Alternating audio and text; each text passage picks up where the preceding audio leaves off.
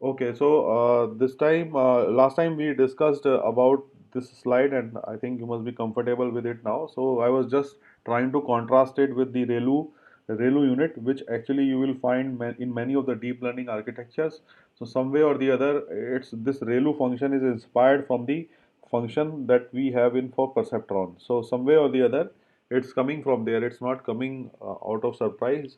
So this was the motivation for introducing this slide.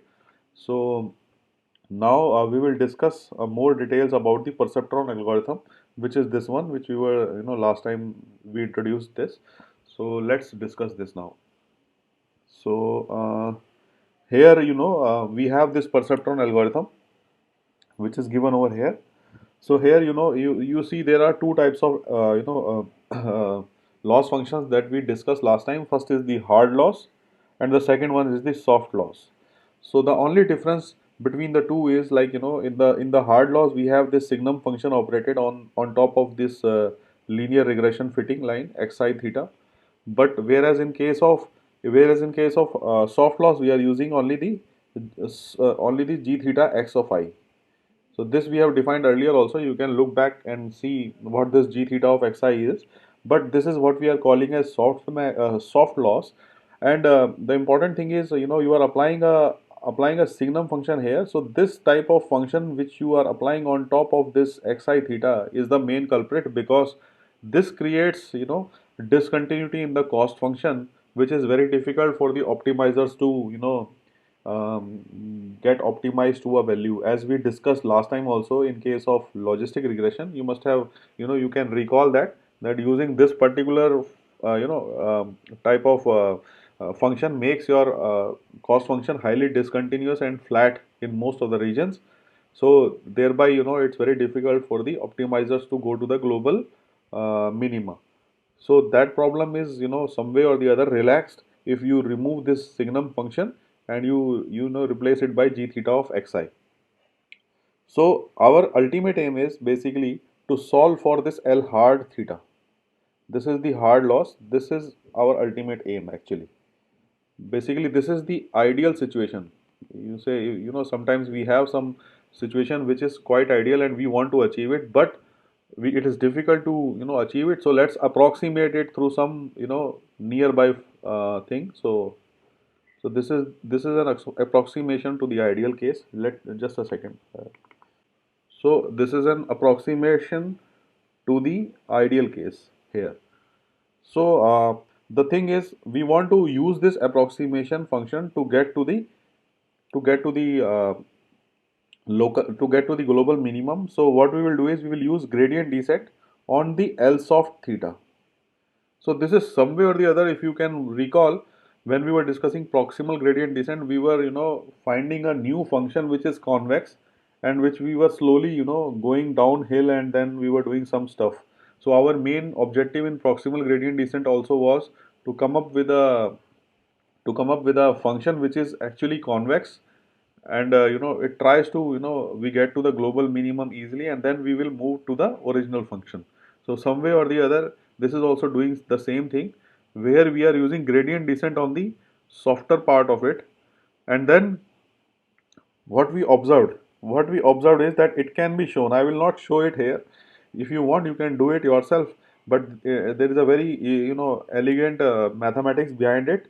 It can be shown that the solution that you obtain for the softer version of this cost function L soft theta, if you find the solution of this, let us say if you get it as theta hat, which is the softer, which is the estimate when you go gradient descent on the L soft theta, it satisfies the L hard theta also. So what it means is, this the estimate that you get for L soft theta, the solution that you get for this particular problem, this solution will also satisfy this particular L hard theta of also. So what it means is, you solve for L soft theta, and what you are actually solving is L hard theta. So this is actually can be proved mathematically. I don't want to go into the details of it, but if you wish, you can look for it. So this can be proved. So now our focus will be on this L soft of theta. So here, if you see, I am rewriting the L soft of theta again, and one important thing is now I want to replace this L soft of theta by this particular thing. So this L soft of theta is represented or is equivalent to this particular expression here. And note that here, I am writing I belonging to m theta. So m theta is basically the set of misclassified points or misclassified samples. This is basically, set of misclassified samples. So what we are doing is we are actually focusing on that values of I which actually belong to this misclassified points. And now if we only focus on that points, we can replace this particular function which is given over here by this function.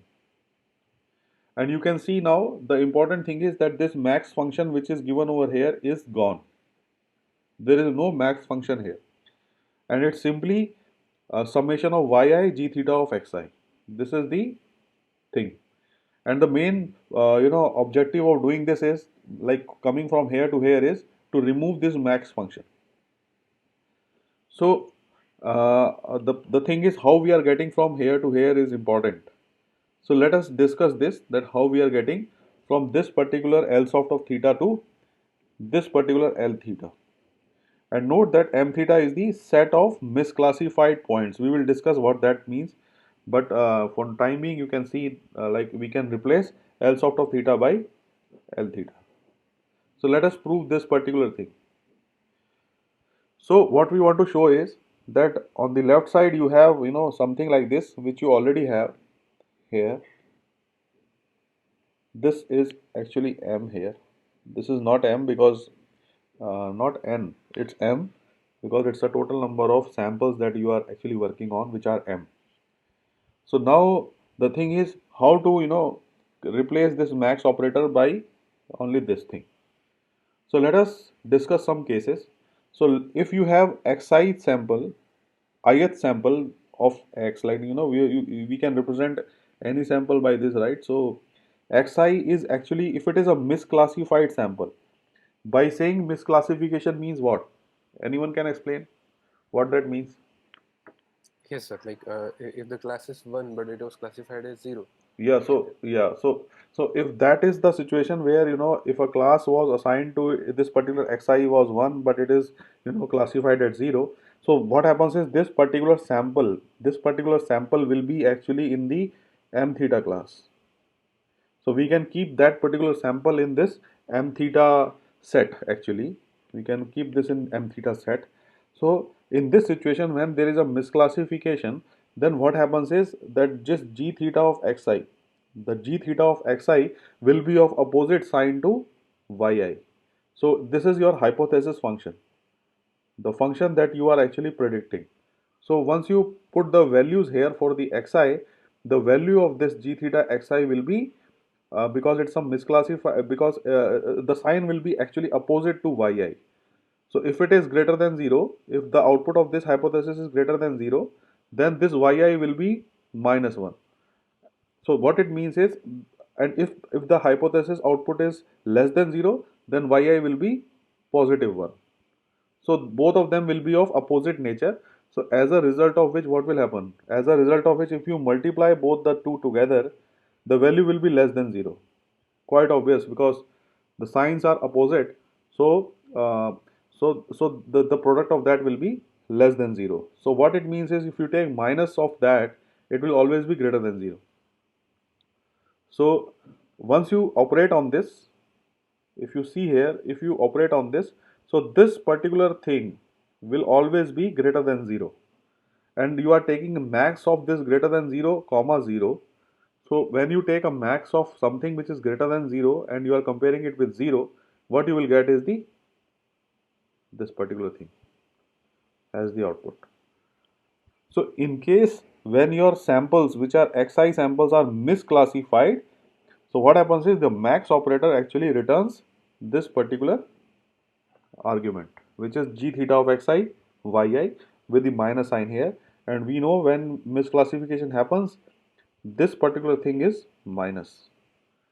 So that's why the max of minus is actually positive. So it is greater than 0, so it will come out. So another thing is, if xi is correctly, just a second, if xi is correctly classified, so if it is correctly classified, then this particular sample which we are discussing will not be in this data set, or it will not be in this set m theta, because we are only considering m theta as the set of samples which are misclassified. So as you know, if it is correctly classified, the hypothesis function that we are actually writing here will having a same sign as that of yi. If the same sign is there, then only the predictions will be correctly classified. If the signs are different, then obviously there is an error. So when classification is correct, both the signs are of same nature. So as a result of which, what will happen? As a result of which, if you multiply the two together, it is greater than 0. And if you take minus sign out of it, it will become less than 0. So when you take maximum of a negative value times the comma 0, so this particular thing is actually less than 0, and it is 0. So if you take maximum of a negative quantity comma 0, the answer will be 0. So what happens is, if xi is correctly classified, the max operation will result in a value of 0. So if this happens, so let's use these observations to write this particular equation which we had on the left side of this particular of this particular thing. So we are writing this again. So we can write it into two parts. The first part is that your I belongs to the m theta samples, like the misclassified samples, and summation of I not belonging to the misclassified sample. So both of them combined together to give you I running from 1 to m. So what we are doing is, we are actually dividing the samples into two classes. One is the classified samples, another ones are the misclassified samples. So the classified samples are given by this particular expression. Misclassified samples are given by this, and the classified are given by, properly classified are given by this particular expression. And we have actually solved individually each of them, and you know that when our data set is misclassified, it will be in m theta. So this particular thing, which is a misclassified expression, it becomes equal to this particular thing, that is minus of yi g theta of xi. Whereas in case of properly classified, what we observed was that the maximum of this particular thing was returned as 0. So when you sum them up, what you get as the answer is this. So you note that here all the samples are actually, some of the samples which are misclassified are kept under m theta, and this is the result. So what we have done is, we have removed this max operation here, and we reduced it to a very simple form which is given over here. So any questions and doubts here regarding this? Any one of you?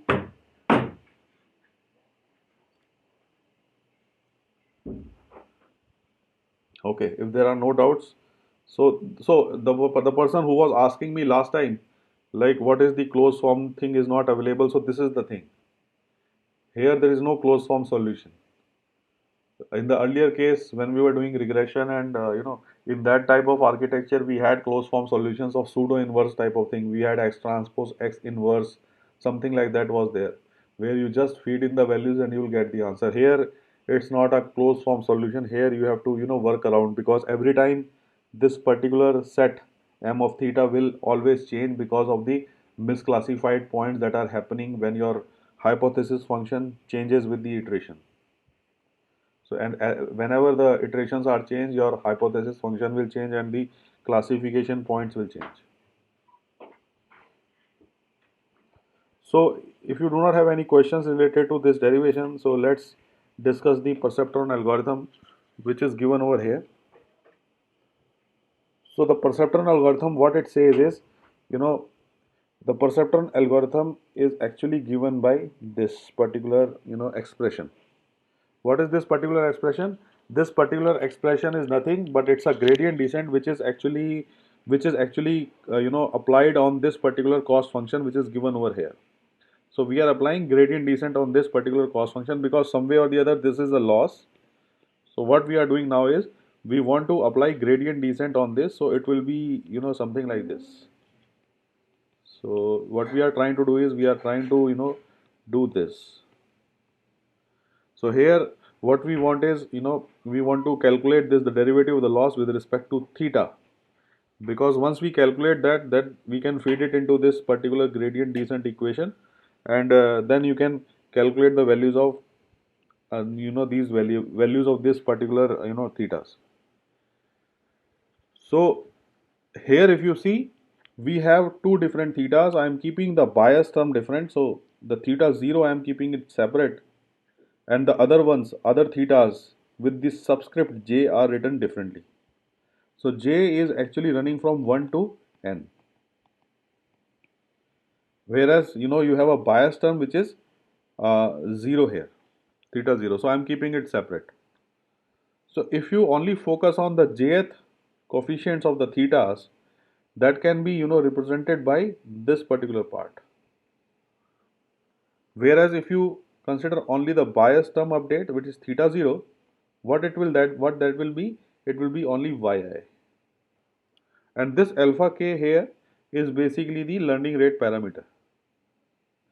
And mk, which is given over here, mk, which is given over here, are the misclassified points.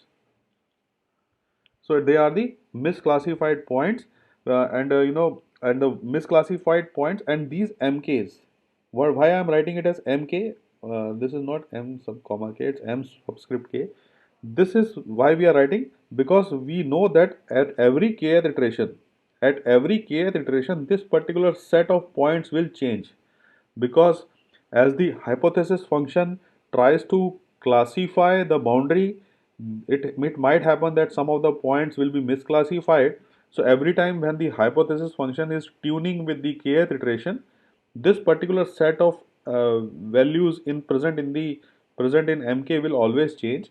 That's why you know, we are writing it as mk, because it's not fixed, it is always changing.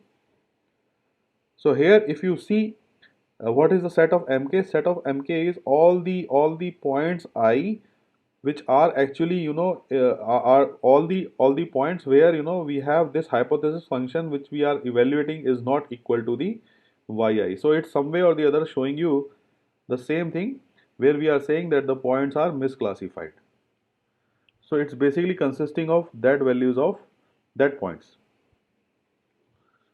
So any question here regarding this perceptron algorithm which is given over here?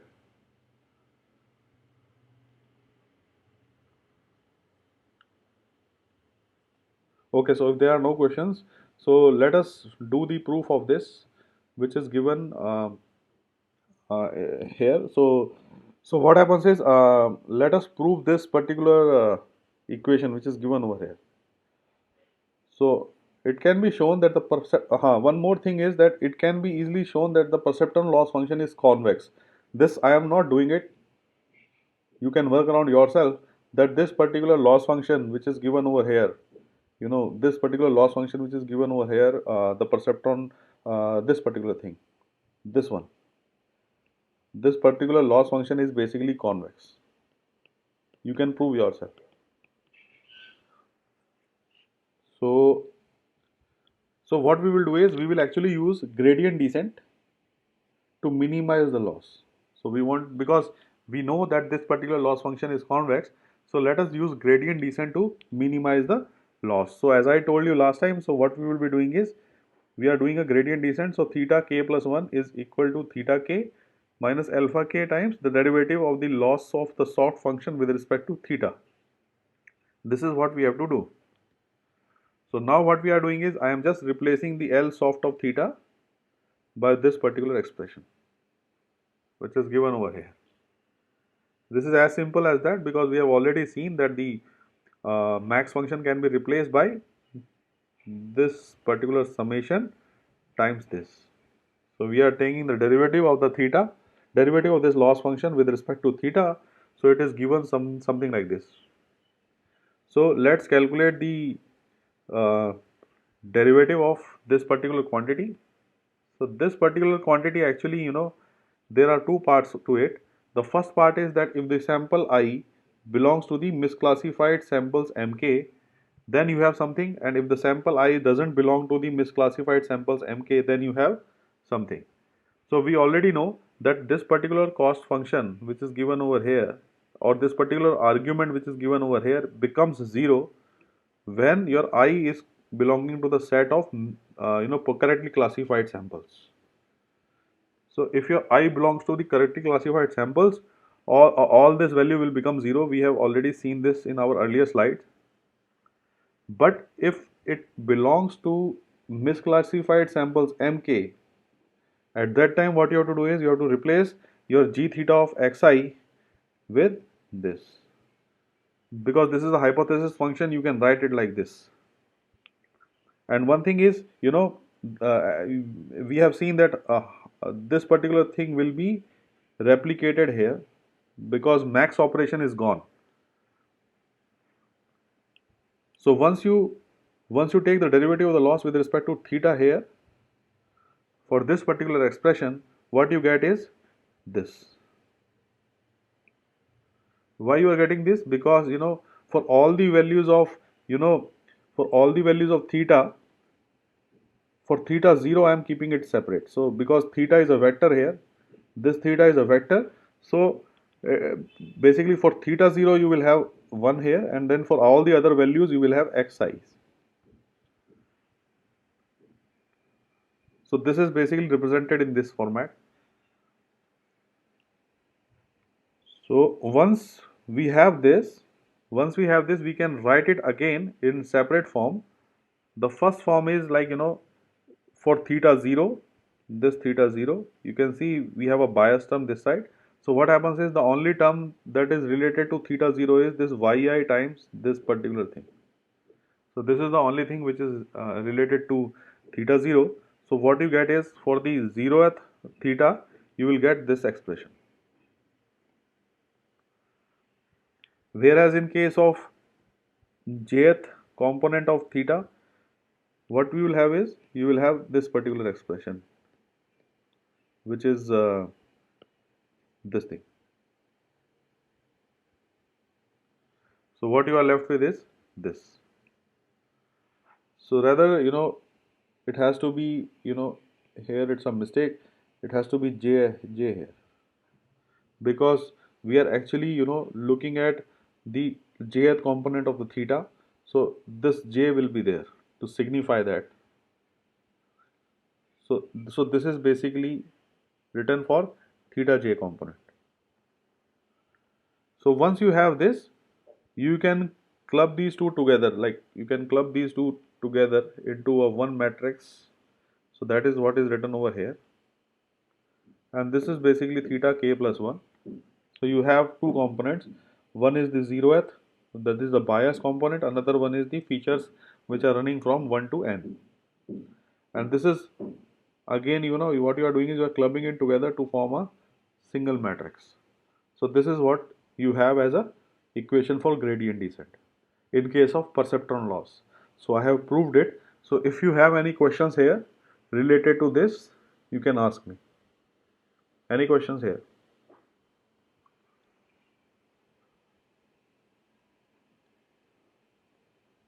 Any one of you?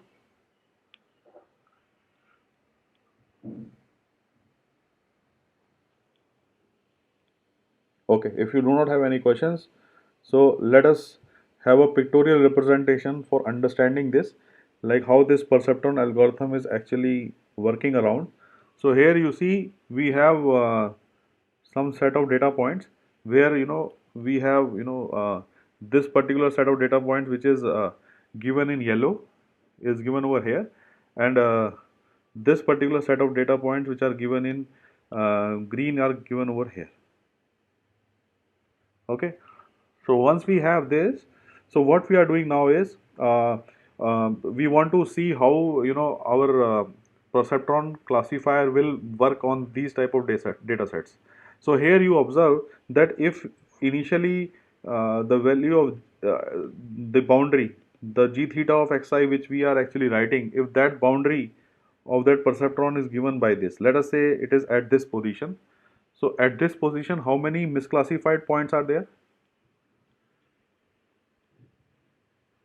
Any one of you? Sir, 2. Okay, let me.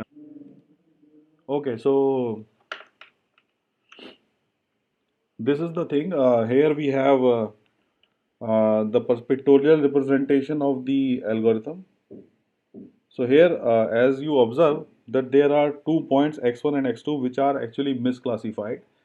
And by saying misclassification means you can see here that the labels for this particular yellow, for these green spots, which is given over here, the labels are actually -1, but because of this boundary they are on the other side of it, so they are lying in the yellow part of it, so they are misclassified points. So what exactly happens is, when you have this perceptron boundary which is given over here, that is the g theta of xi, so we have a normal component to that particular boundary which we are giving by wk.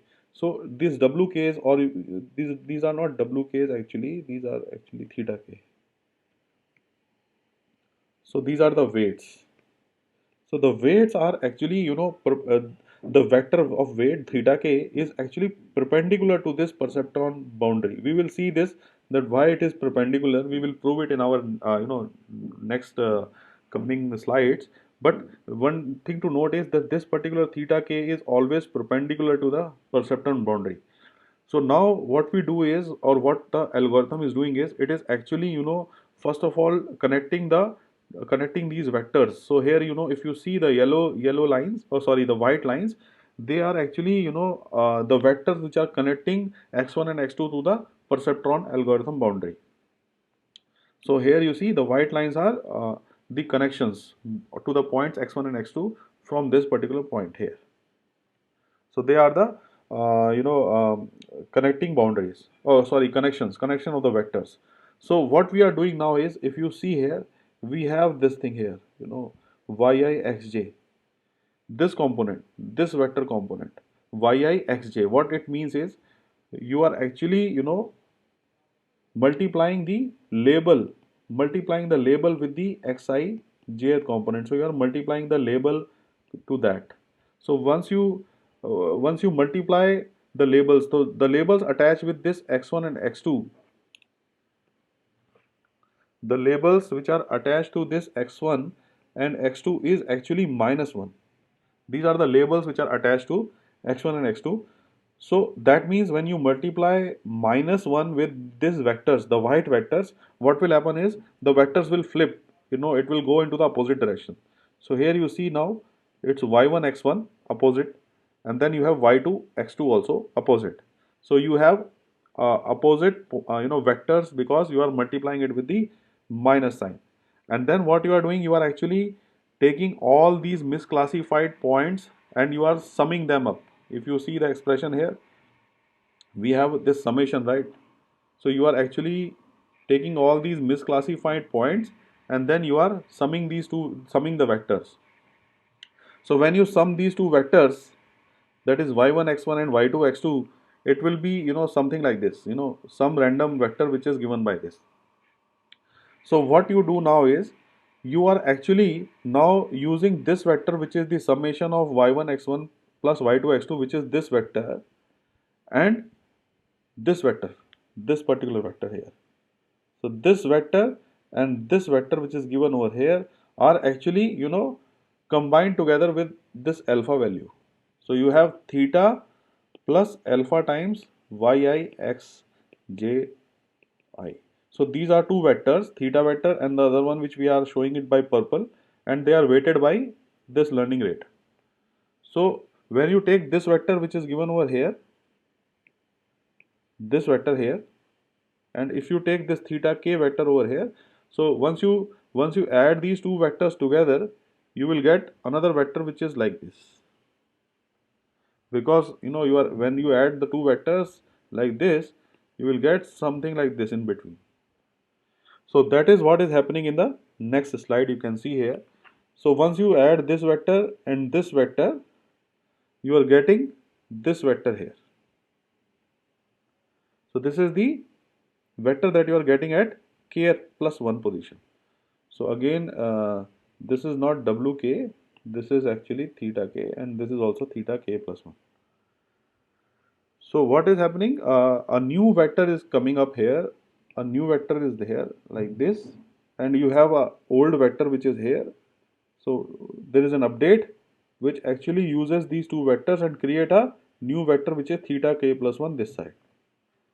So this is the update. And now we know that this particular theta k is always orthogonal to this particular boundary.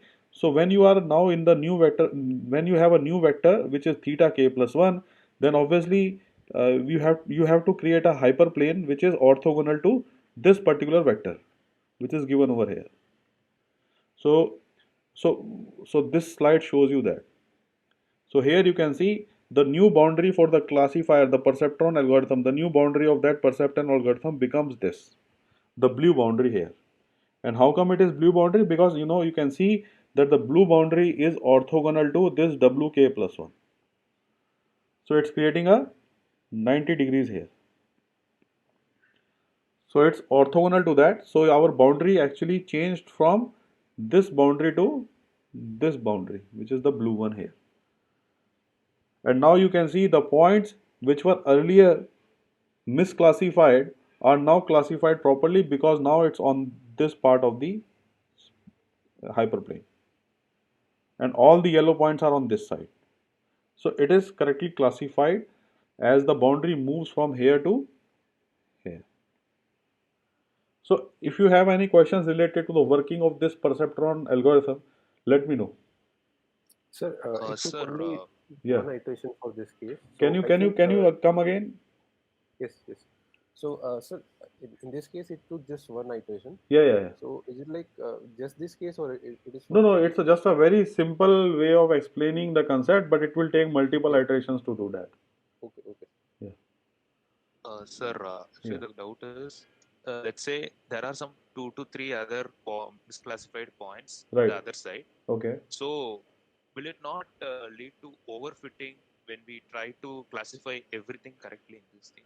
See, one thing is this situation I will discuss in the next slide because there is no chance of overfitting here because you are not using, you're not using like non-linear features here right now because this is a linear classifier that you are using. So there are the chance of overfitting will not be there. And second is this is particularly applicable to the classification of the point which are linearly separable. So if the points are not non if the points are in not linearly separable, then this particular algorithm will not work at all. I will show you that. So if you have non-linear separable points, then only the problem of overfitting will be there because then then your hyperplane will try to find every boundary where most of the points will lie on the left or the right. But here in this case, this particular algorithm only works in case of linear separable points, not in the non-linear case. Okay. Are you able to get the intuition? Yes, sir. Okay, so I will show you this thing now. But before going there, anybody having any other questions here related to this particular way of implementing this perceptron or the steps related to it? Any question here? Okay, so if Sir, you yeah. in here, sir, the gradient descent basically at first we have to like find the components of WK and then we have to like fit a line which is perpendicular to WK plus 1. This is No, see, the thing is, it's not like that. What we are doing is, I told you that I will prove in the next slide. And what is that? That these theta k's are actually perpendicular to the hyperplane. That is one thing. And now what we are trying to show you here is visually what is happening, but mathematically something like this is happening over here, where you have, a vector which is given by this theta j, and then you are this is the new vector which is coming up, and and it's equal to the old vector theta j plus alpha times the vector that we are actually having here in shown in the purple vectors. So this is purple vectors which I was showing earlier. All these vectors yi xj are purple vectors and they are scaled properly with the learning rate, and these purple vectors combined with the old yellow theta jk vector, or yeah, sky blue vector, which is theta k, and then you are adding these two together to get a new vector which is given over here. So once you have a new vector which is given over here, and you know that all the theta k's are actually perpendicular to the hyperplane of the of the perceptron algorithm, so then you will draw a line which is perpendicular to this new theta k plus 1. So in that process, when you did that, you found that your perceptron algorithm shifted from this side to this side. And in that shifting, what happened was the points which are given over here, which were earlier misclassified, are now classified properly. Okay, so this is the basics of that. Any other question?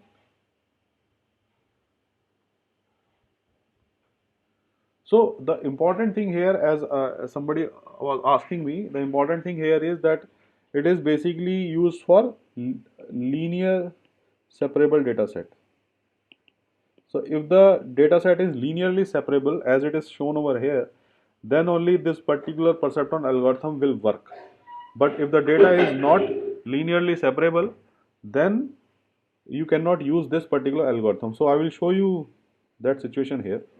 So, one important thing is, before going to that linear and non-linear thing, the important concept which is actually required is that there is no uniqueness of the global minimizer. What it means is that the boundary that you can get are multiple.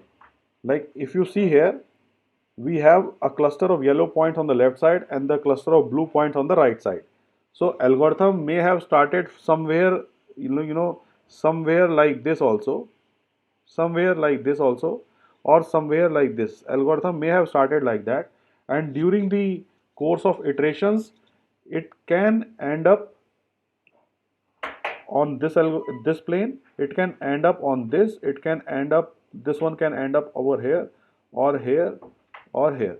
So any of these green any of these hyperplanes are allowed for case of in case of perceptron algorithm. So there is no non-uniqueness. You cannot say that I will always get this boundary. It's not like that. You can get any boundary. This one also can be there. This one can also come. This one can also come. So depending upon your initialization, where you are initializing, like for example, if you are initializing here, then with the iterations it can end up here. Or if you are initializing at this point, then after the course of iteration, it can end up on this hyperplane or it can end up on this hyperplane.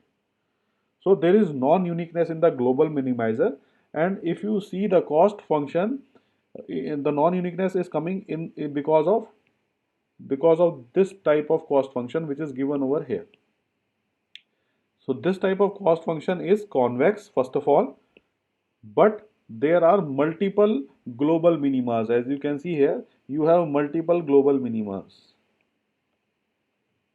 So it can stuck at any point. So based on all these individual points, you can have different hyperplane boundaries which are given over here. So depending upon at which point your algorithm stucks, it gives you different boundary. So it's a complete non-unique solution that you will get. You will not always get a same boundary. So which one is to select is again, it's a debate, because can you tell me like which of the which boundary is good here? Like out of all these set of boundaries, which one is good? Like the most vertical one. Yeah, so this particular one is the most suitable, and on what basis you are saying it? It's because what you must be saying is because of the margin that it has, something like that, right? Yes. Yes. So based on that, you are saying it's a one which we will be selecting based on the margin thing. So this actually, help us in, because this is the disadvantage of perceptron algorithm, that you have multiple boundaries available. So it might be the situation that you will get this answer where this particular boundary is very close to this blue point. So it's very difficult. It's very difficult. This is not a good boundary, because if some noise comes, let us say if some noise of epsilon naught comes and adds with this value of point here, then it might be the case that this point jumps to this point. Oh, sorry, this point jumps to this side. So if it jumps to this side, then it will be misclassified. So that is the problem, because you are this boundary is actually susceptible to the noise variation. However, this particular boundary which you have here is not, it's robust to noise, because even if this point a noise is added, it is coming to this side, but it is still on the blue side. So that's why this particular boundary is far better than all the other classifiers. And how to select it? It's again a very problematic thing, and this type of issue is basically addressed in support vector machines, which we will discuss in our next topic. So for this particular topic where we have perceptrons, this is the disadvantage, that you have non-unique boundaries. So any boundary can come up. So another important thing is, if the data set is, non-linearly separable, let us say, as I was discussing earlier, so here you have, you have some data set like this, and there are some points which are like this.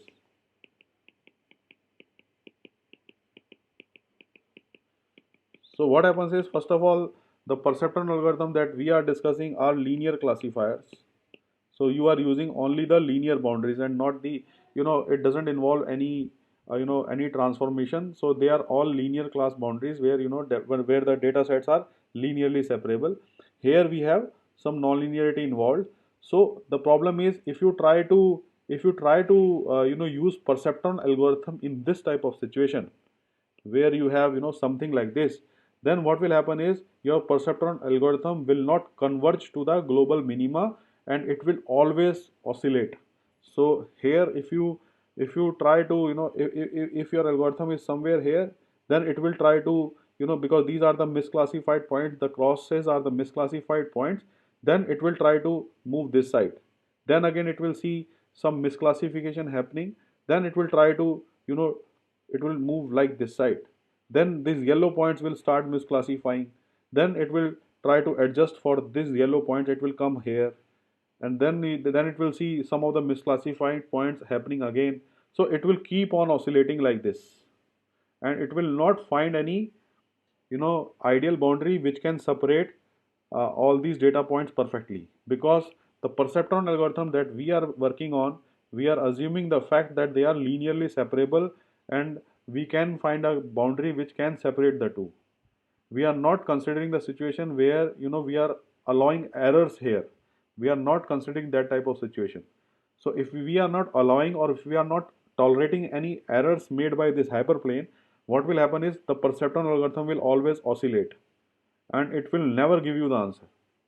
So that is what is the disadvantage of perceptron algorithm. So is that doubt clear, like the one who was asking me earlier? Yes, sir. Okay, so this thing, keep in mind that it will not work for non-linear situations where the data is non-linearly separable, non-linear separably. Yeah. Okay, so this finishes off with the perceptron algorithm.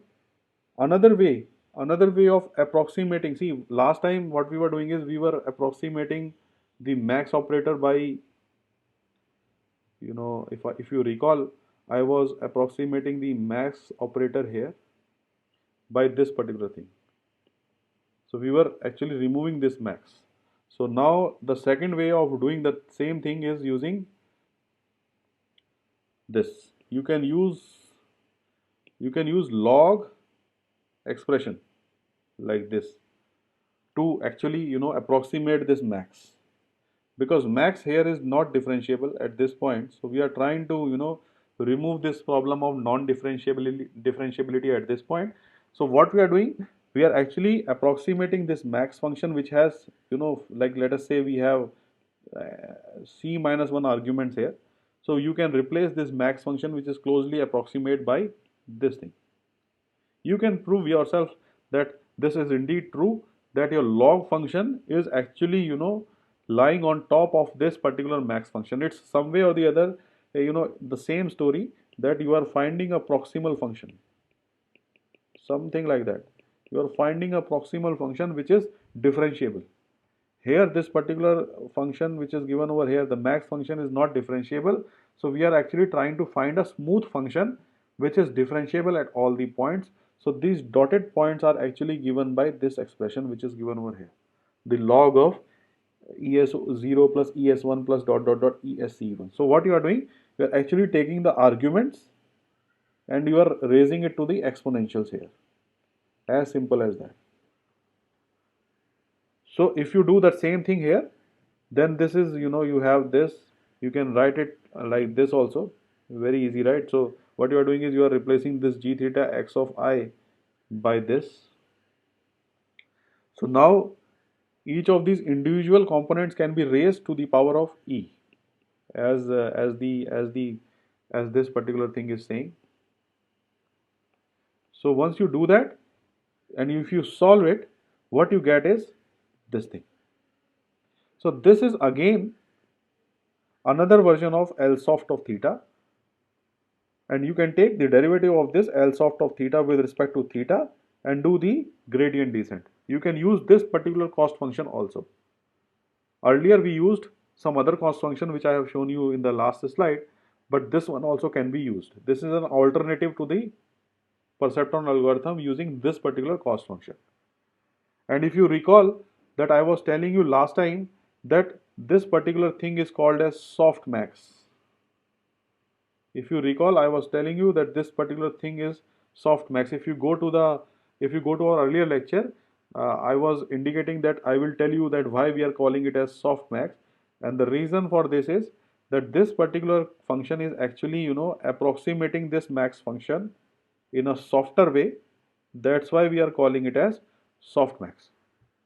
So we are softening it out, the max operator, by using this approximation. And if you observe that this same thing you got it from, this particular cost function you got for classification also, when we were discussing last time.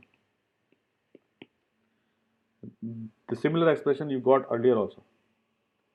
So that's why we call this thing as softmax, because you are softening the max operator. So if you have any questions here related to this particular thing, you can ask.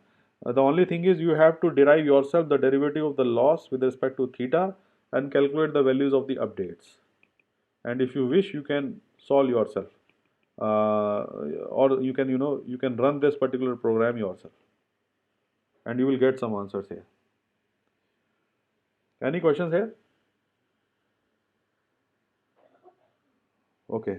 So the algorithm, the perceptron algorithm that you have is actually, some way or the other, I am writing a pseudocode, but you can understand what's going on here in the algorithmic sense.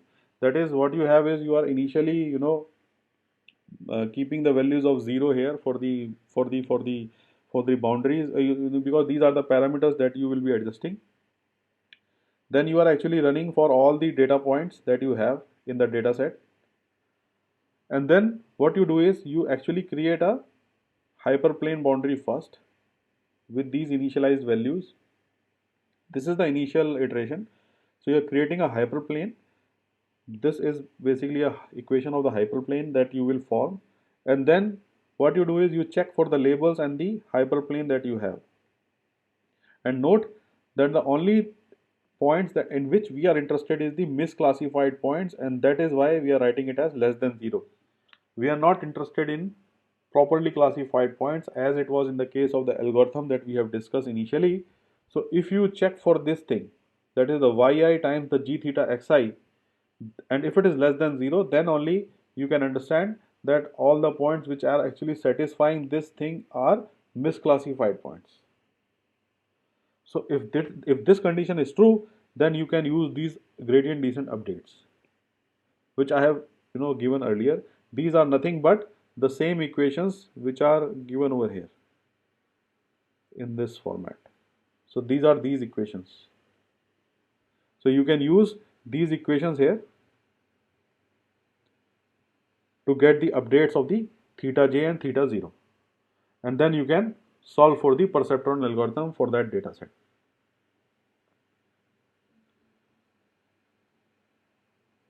So let us discuss the pros and cons of the perceptron algorithm.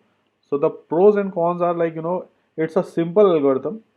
Perceptron algorithm is a simple algorithm with guaranteed performance. Performance is guaranteed if the two classes are linearly separable. Please note, if the two classes are linearly separable, then only it will happen. If they are not linearly separable, as I told you last time, the algorithm's boundary will actually fluctuate. It will move here and there, and it will not be able to settle down to some value, because as I told you, it will always try to find out the perfect boundary where the two data clusters are linearly separable. But in case of non-linear separable, you cannot find it. That's why the classifier will always oscillate. So that is the constraint, that it has to be linearly separable, then only you will get the guaranteed performance. And the second thing also we have discussed, that the decision boundary is not unique, and the decision boundary, if it is always touching one of the data points, can cause the robustness problems. This also I have discussed, that if the decision boundary is close to some of the data points, it can create robustness in the algorithm, because noise can move it from one of the boundaries to the other boundary. So how to solve these two problems which are posed by perceptron algorithm will be looked in our next class. We will see how we can solve that. Yeah. Sir, can I guess for the first one? Uh, for the first one, what you want? Sir, can I guess the solution for the first one? Like I had thought of it when you were telling it. I cannot get you. Like, shall I go to the earlier Sir, slide or somewhere? Like, no, sir. I'm trying to say that I have thought of the solution for the first problem. So can I like guess? if it is non-linearly separable. Yes, yes. Can you answer? Yeah, yeah. Tell. Sir, so let's say if there are 2 or 3 points which are in the training data set, which are basically in the other side of Okay. the hyperplane, then what we can do is we can provide some kind of threshold to the loss function. Okay. Then if it reaches this threshold, then we can stop the iterations there. Yeah, yeah, that is good. Good thinking, and that is what we will be addressing in the next class, because that type of thresholding is what will be used in SVMs. You are on the right track. So we can. That is what researchers have done, and they tried to impose threshold thing, and that's why they moved to SVM thing. This thing can be done here also, but we have to see. But you are on the right track, like some thresholding if you impose, but the problem is somewhere or the other, the cost function that we are looking at is always interested in getting the misclassified points to be kept in that set m theta. Yes, So sir. the problem is, if you put threshold also, then what? For that thing, you are still having a classification error.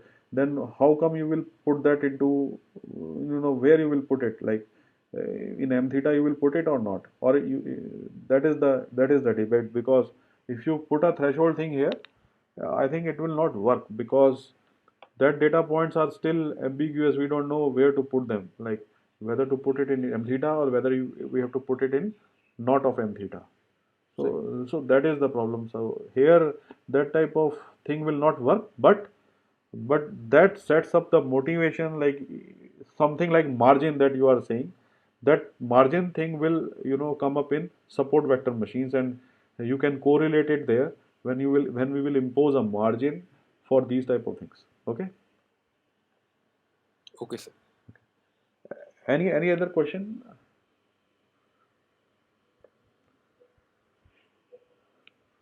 Okay, so if you do not have any questions, so we will meet in the next class, and then we will discuss, how to address these problems, and we'll discuss other advanced algorithms related to this thing, which is support vector machine. Thank you. Thank you. Thank you, sir.